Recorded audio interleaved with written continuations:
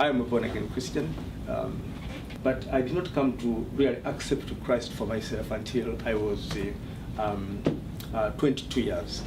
And it was after hearing Billy Graham. I think you know Billy Graham, the famous Anglican preacher. He came to East Africa, and when he came, he preached in Nairobi, and I was in Nairobi. And he kept emphasizing the point that one has to make his own personal decision, which I had not done. Although I had gone through baptism, through confirmation, that matter. I thought witnessing for Christ was not very important, so long as I was born in a good family. So I'm born again. One of the problems we have is that Mothers Union is now predominantly old women. And that's what I also noticed when I came here. Yeah. So instead of calling it the Mothers Union, sometimes they want to call them the Grandmothers Union. Because the young women are not there. So what they do now, especially my wife, what she does most in the ministry is to go to the schools. Most of the schools we have in our country are church-founded schools. Yeah, either they are Anglican or Catholic. And we have so many schools in the country, beautiful schools, large, big schools founded by the Anglican Church. So they are at our disposal to evangelize and to do mission. So the women go and visit the schools, they talk to the young girls, they warn them against premarital sex. Many of them have contracted AIDS because of not living carefully. Some have gone into abortions and have died, and so many things that come with that. So they try to disciple those young girls to grow up as responsible women who are preparing to become responsible mothers. It has helped our churches to grow because we have been exposed to the Western models, the way you do things.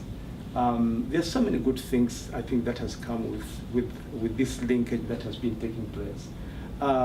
You have helped our ministers to get good education. In fact, I was talking about the poor education that we have in our diocese, but when I was with the Alan Reader, my host where I stayed behind, was showing me a list of the priests who have been educated from the money from this diocese. And it's quite a good number. Although they are not all in my diocese, there are another diocese like West Uganda, but you have done a lot in helping ministers to have additional training.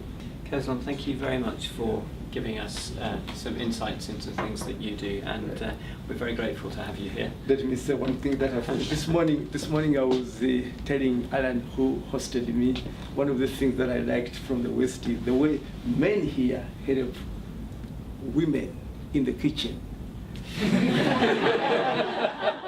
Yes, I like it. In Africa, men, especially in Uganda, men think that women have to do the cooking, they have to do the kitchen work, they have to do the laundry, they have to make the bed. Ridiculous. What most men do after doing work, they just sit, they put on the radio, the TV, they read the newspapers. It's the woman who has to prepare tea, everything. The man is the boss. So that's the tendency in Africa. But when I went to the West, when I went to America and here, I see the women share, the way you share roles with the women. I like that. And when I went back after my time in the United States, I started doing it. And people in the village used to come and tell my wife, your husband is getting crazy. Why does he have He has been spoiled by the Americans. But I like it. So those are some of the good things we had.